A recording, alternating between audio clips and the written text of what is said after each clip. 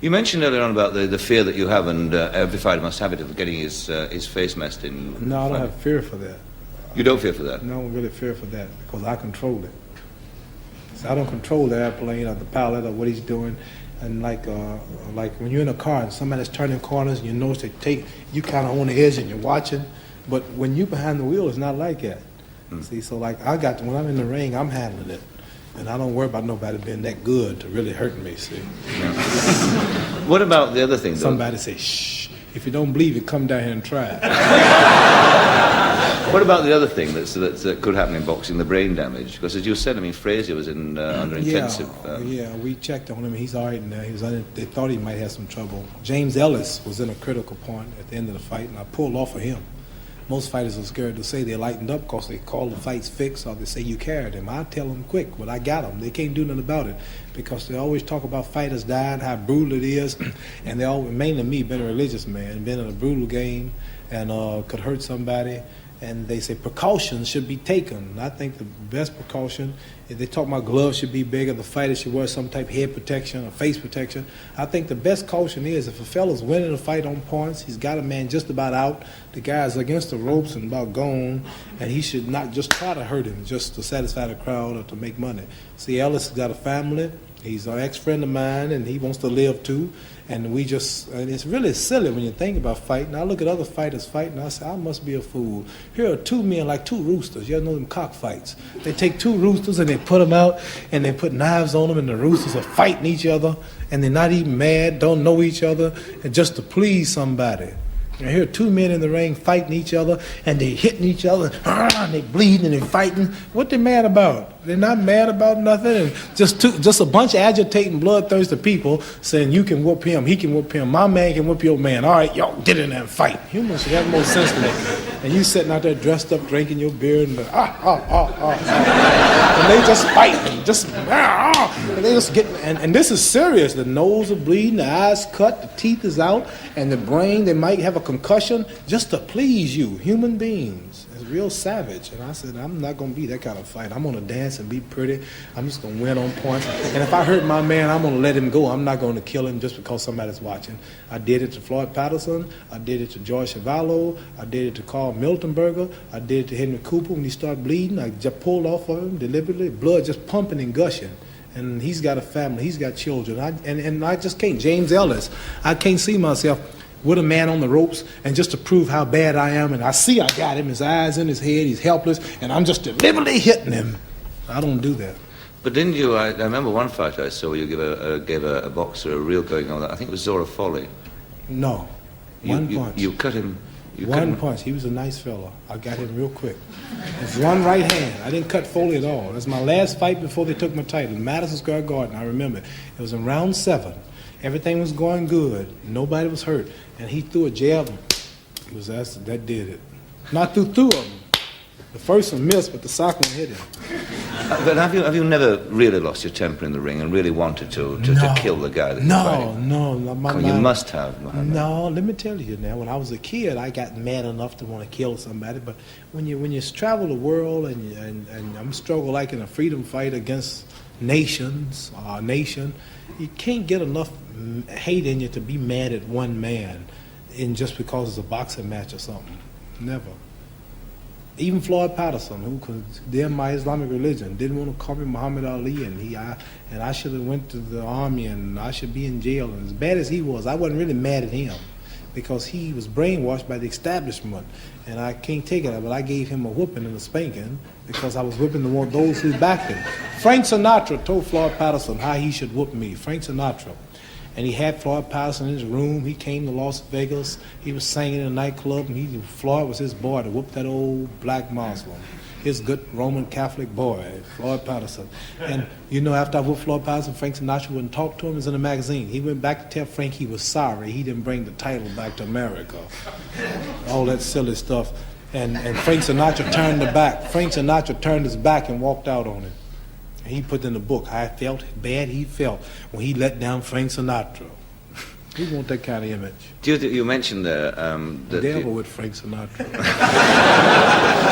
Boxing about being pretty and fighting clever and this sort of thing. Do you think you have, in the time that you have been a professional fighter, do you think you've changed heavyweight boxing for the better? Well, during my time, in my era, I can say it's been changed. More interest. Like, when my title was taken, boxing died. Joe Frazier fought his last fight with Bobby Foster, Detroit, Michigan. They drew about 4,500 people. Place held about 11,000. I do more than that in training. 4,000. We had 11,000 at the supermarket the other day in Birmingham. And Manchester had 12, 14, 15,000. Just talking and signing autographs. But like now that I'm back, it's alive again. Cause like since what did I do? When they gave me my title back, I could have waited for Joe Frazier, but I didn't. I fought Jerry Quarry, gave him a chance. After Jerry Quarry, a few weeks later, I fought the rough Oscar Bonavina, a man who almost whooped Joe Frazier. Then I was right on Joe Frazier. I livened the game right up. Right after Frazier, he's somewhere still resting. I done fought James Ellis. Now I done signed to fight Buster Mathis next month. So in 1971, I done had just about 5 fights. And I got 3 more planned after Buster Mathis. So from the time I fought Frazier the first time and second time, I would have had 5 fights. The way Frazier's going, he wouldn't even have 1. See, I've keep it alive. Patterson had the title. He fought Ingemar Johansson 3 times. Took him 3 years to settle their argument. Then Sonny Liston and Floyd Patterson took 3 years. Other contenders have to set up and just wait. You have a good man in this city named Joe Bugner. I want to give him a shot at it. I do. I want to give Joe Bugner. I mean, if he's crazy enough, I'll give him a shot. I'm glad you said that. No, I'm just joking. I hear he's a pretty good upcomer. Yes, well, no comment. Could you, are you able to say, people talk about this in sport all the time, they say, well, Dempsey was a great heavyweight and Louis, he was a great heavyweight, and they're always talking about, could they beat the present champion? Are you able to say, do you think with any amount of certainty, how you might have managed against some of the great ones in the past? I know it's only a game that people play, but what do you feel?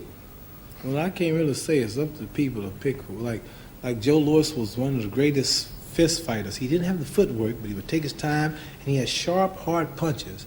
And Dempsey was more of a wild, rough fighter, a little like Marciano, and he was good. Marciano was the best slugger, I would say, street fighter. Yeah. And Jack Johnson had his awkward, great boxing style. Gene Tooney was great. All of them. Tony Galinto was a little heavy-set fella who hit real hard to the body.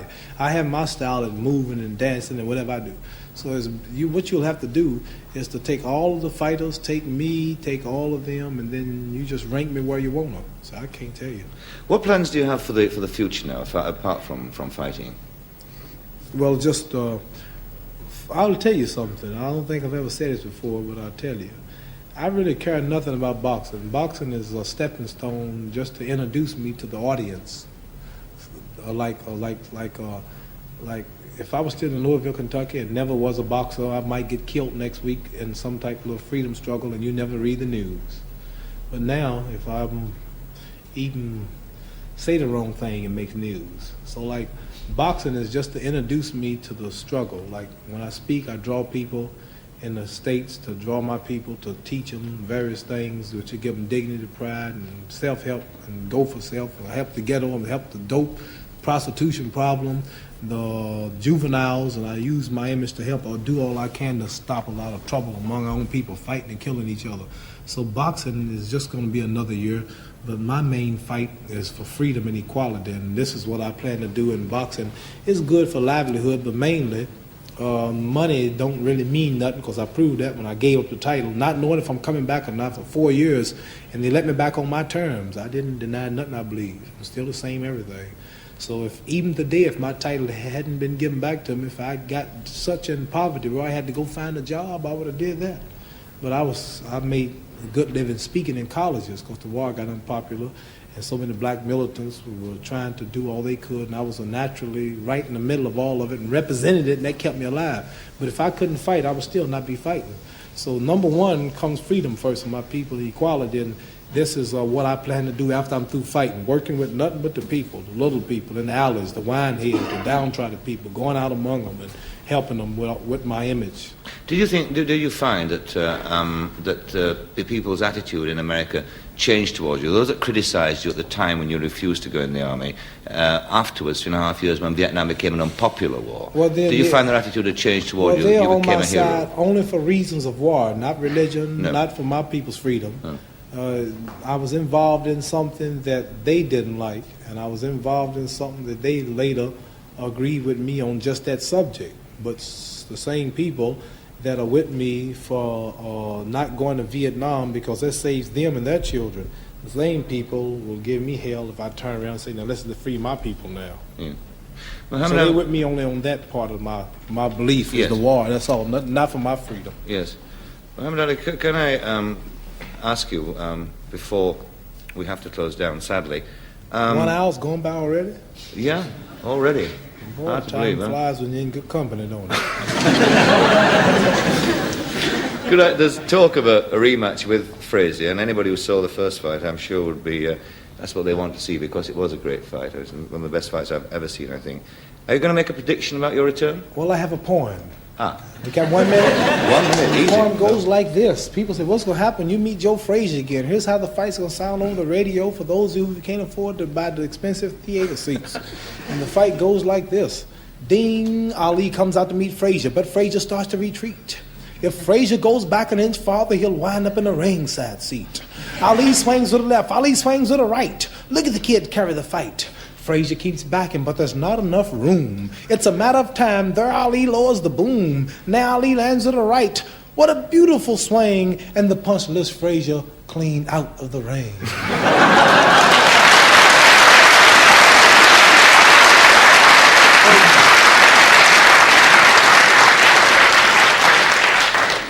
Frazier's still rising, but the referee wears a frown, for he can't start counting until Frazier comes down.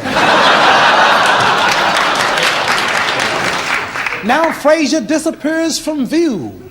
The crowd is getting frantic, but our radar stations have picked him up. He's somewhere over the Atlantic. Who would have thought when they came to the fight that they would have witnessed the launching of a colored satellite?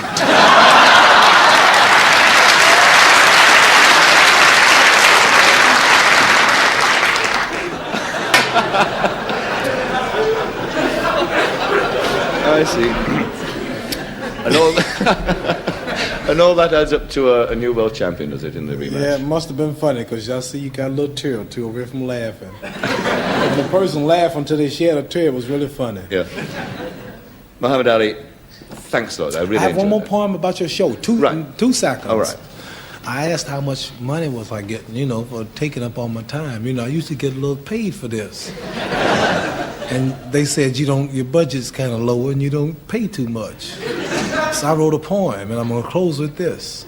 I love your show, and I like your style, but your pay is so cheap, I won't be back for a while.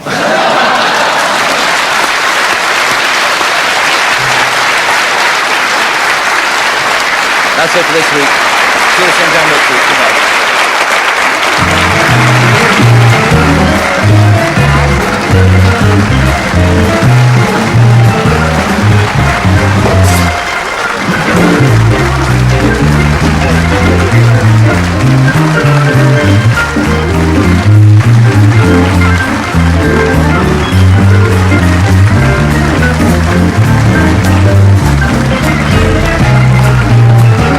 My concern is doing away with whiteness. There can be no white race. And the task is to bring this minority together in such a way that it makes it impossible for the legacy of whiteness to continue to reproduce itself. And Europe must be multicultural. Africa for the Africans, Asia for the Asians, but black countries for everybody. This is a matter of straight genocide.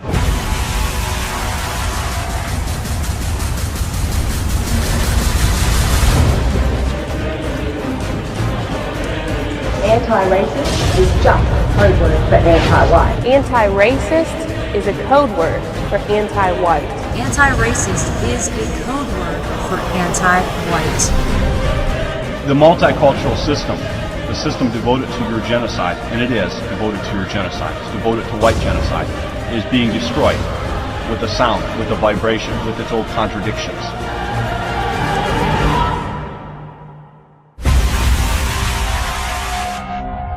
Anti-racist is a code word for anti-white. The terminology and the consistent message through Europe.